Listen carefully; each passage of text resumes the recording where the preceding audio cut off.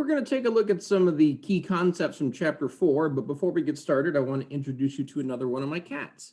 This is Isabel.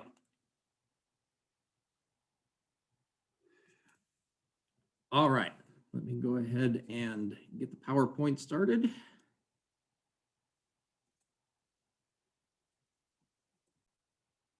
So we're looking at the industry perspective of the audience.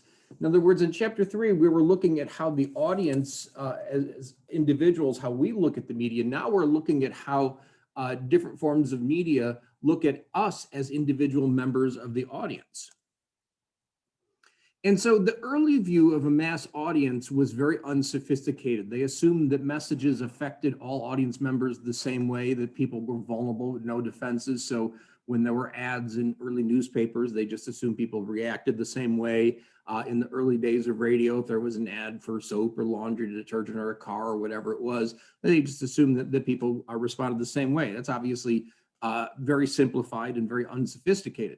So in the 1950s, researchers began to acknowledge that a mass audience was a fallacy. It really didn't make sense to look at an audience just that way. That different people had different experiences with the same content. In other words, we respond differently, based on things like who we are. And some of the big influences, interpersonal communication, so just the people we know and talk to, and then social networks, and not necessarily social networks in the sense of Facebook or Twitter, but even just your neighbors and family and the people that you talk to. They influence our interpretations. So let me try to illustrate that with an ad. This ad came out during the Super Bowl in 2014, and it's an ad for Coke. So let me go ahead and show you this 1-minute ad, and we'll talk more about it. Oh, beautiful for spacious skies, por tus olas de granos d'amber, yo piscina sakote, sa ibabaw ng mga prutas. America, America, God shed His grace on thee. और वही चरे के साथ ताज तेरा चा, de la mer à la mer brillante. Verras-tu verrière tirotard, from sea to shining sea.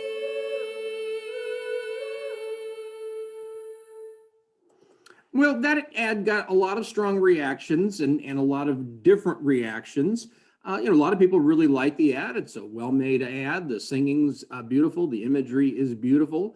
But the idea that the song America the Beautiful was being sung in multiple other languages was something that some people had a strong negative reaction to. Here's just a few examples of reactions that happened on Twitter, which blew up about the ad. This first one, this is effing America, hashtag F Coke. Always like Pepsi anyways, hashtag F Coke, hashtag America.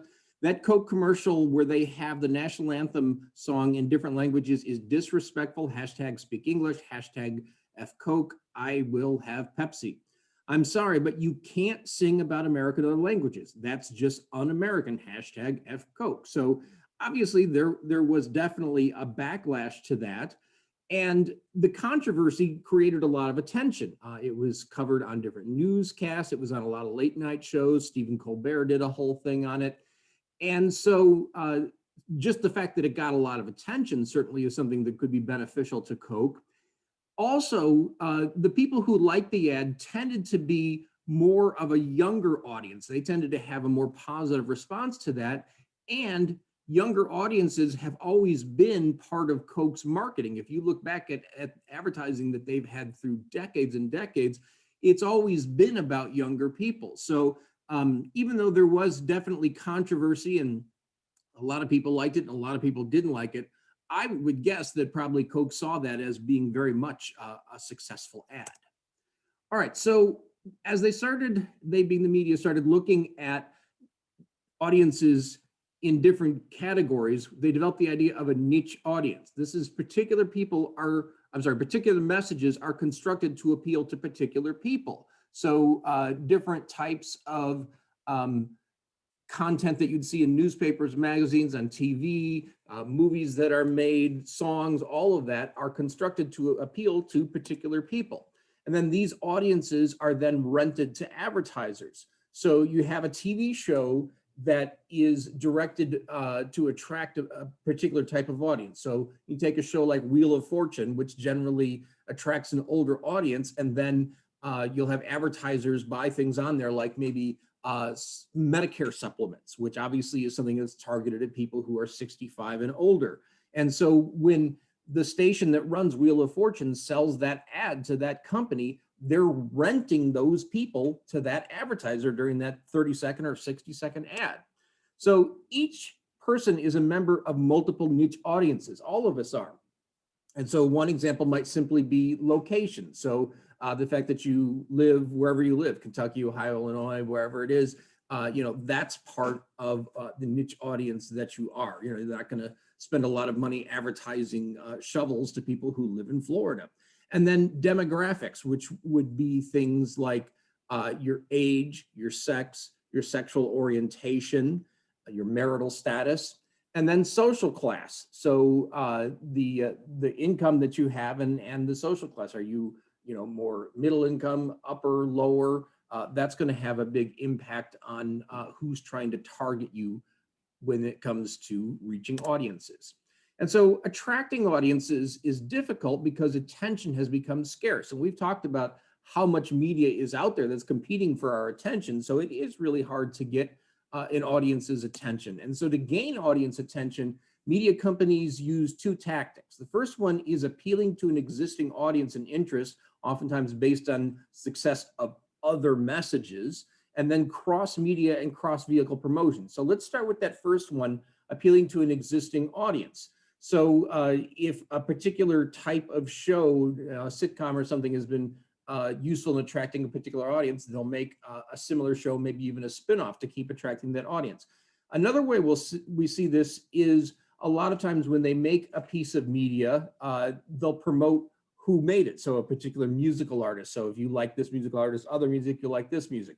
We see this a lot with movies, that when a new movie comes out, part of the promotion is it includes directors, writers, actors, and actresses who are from other movies. And if you like those movies, you'll probably like these. So as an example, let me show you part of this clip regarding a movie called The Intern. Ask you one of our more telling questions for all of our interns. Where do you see yourself in 10 years?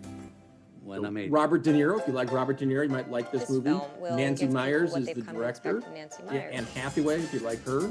So these are some of the movies that she's directed. So if you like those, you'll probably like this one. And then here are some of what the other writers have written. So if you like those, you'll probably like this. And then they're even showing clips of some of the other movies that they've made. And so it's like, oh yeah, Baby Boom. I saw that movie. I really liked it. So probably I should go see this one or this movie, What Women Want.